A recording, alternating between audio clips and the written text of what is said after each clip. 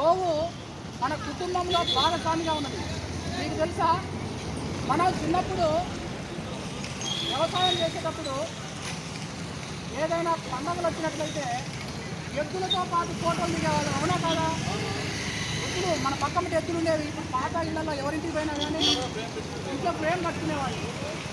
ఒక ఎద్దు చనిపోయినట్లయితే మన ఆ గ్రామంలో ఉన్న వాళ్ళు ప్రతి ఒక్కరూ వచ్చి పసుపు కుంకాలు చల్లి తీసుకొని పోయి ఒక మనిషికి ఎటువంటి దహన సంస్కారాలు చేస్తారో అటువంటి దహన సంస్కారాలు చేసేవాళ్ళు. ఇవన్నీ ఎందుకు చేస్తున్నారు? మనకి మరి ఆవుగా ఎందుకు పూజించాలి?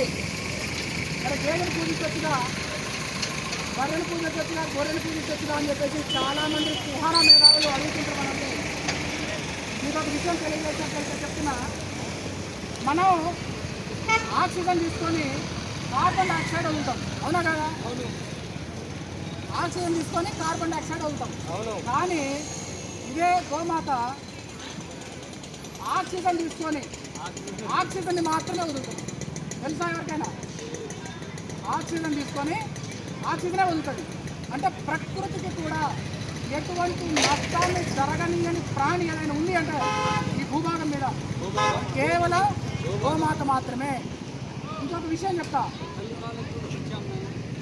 ఎప్పుడైనా సరే పసిపిల్లలు తల్లి చనిపోయిన పసిపిల్లలకు బర్రెపాలు పట్టినా కానీ వాళ్ళకి అరగవు, గొర్రెపాలు పట్టినా కానీ వాళ్ళకి అరగవు, జీర్ణం కావు.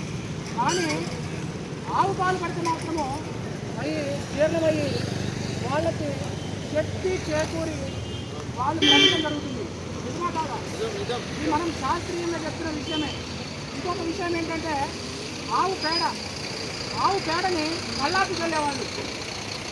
మీకు ఆ విషయం తెలుసా? దానికి ఒక క్లియర్గా ఒక శాస్త్రీయ ఆధారం చెప్తాం. ఏంటయ్యా అంటే, ఆవు పేడలో కొన్ని క్రిమి సంహారక కీటకాలు ఉండేవి.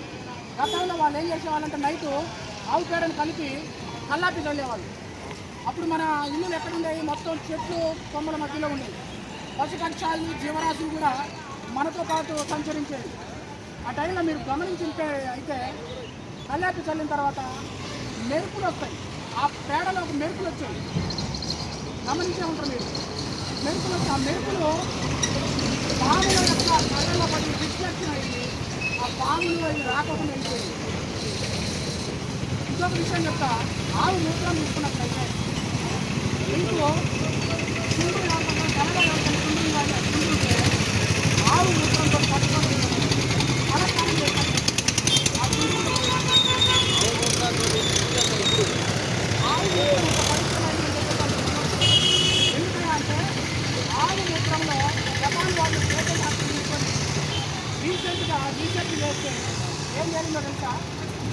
ఆవు మూత్రంలో బంగారు గుళికలు లాంటి అవశేషాలు రీసెంట్గా వాళ్ళు బయటపడింది. మరి ఇటువంటి గొప్ప సంతతిని మనం కనిపించకుండా చేసుకున్నామా?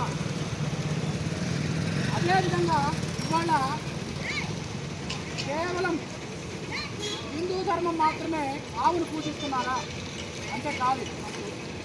అన్ని ధర్మాల వాళ్ళు గోవుని పవిత్ర జంతువుగానే పూజిస్తున్నారు, అది సత్యం. కానీ మధ్యలో వచ్చిన పాషాణ మతాల వాళ్ళు ఆవును తింటే స్వర్గానికి పోవడం, ఆ రోజు ఖచ్చితంగా చేయాలి అనే వర్షాన్ని తీసుకొని వచ్చి అమాయకులైన వాళ్ళ ఊళ్ళల్లో టెండర్ పెట్టారు. అందుచేత మనం గోవును జాతీయ జంతువుగా ప్రకటించినట్లయితే దాన్ని ఎవరైనా తప్పు చేయడానికి భయపడతారు. మన సంస్కృతిని, మన ధర్మాన్ని కాపాడుతున్నట్లయితే మనకి భారతదేశం సుఖ సంతోషాలతో సకల సౌభాగ్యాలతో వర్తిల్లుతుందని చెప్పేసి ఈ సందర్భంగా అయితే ఇంకొక విషయం ఏంటంటే సోదరులారా గమనించండి, ఆవుని ఇంట్లో పెంచుకున్నట్లయితే గుర్తుపెట్టుకోండి, మన కుటుంబంలో ఎవరికైనా సరే అనారోగ్య సమస్యలు వచ్చినట్లయితే ఆవు ఆ ముక్కు ద్వారా ఆ అనారోగ్యాన్ని తీర్చుకొని దానికి సంబంధించిన మూలికలను అడవులకు వెళ్ళి అది తిని ఆ మూలికలకు సంబంధించిన దాన్ని ఇక్కడికి వచ్చి దగ్గరలో కూర్చొని నెమరు వేసి దాని శ్వాసని మనకు పంపించి ఎందుకు చేస్తానంటే అది కేవలం ఆక్సిజన్ తీసుకొని ఆక్సిజన్ వదిలేస్తుంది కాబట్టి దాని శ్వాసని మనకు పంపించి మన రోగ నిర్ధారక శక్తిని కూడా పెంచడానికి దోహదపడుతుంది. అయితే ఇది ఏదో నోటి మాటలు పెట్టడం కాదు, సైంటిఫిక్ ఇదంతా దీనివన్నీ కాదు. జపాన్ వాళ్ళు గోమాత యొక్క పేటెంట్ హక్కులు తీసుకొని వాళ్ళు పరిశోధనలు చేసి ఇటువంటి చెప్పిన ఫీలింగ్ అనమాట. మళ్ళీ ఒకసారి భారత్ మాతాకి భారత్ మాతాకి ప్రకటించాలి ప్రకటించాలి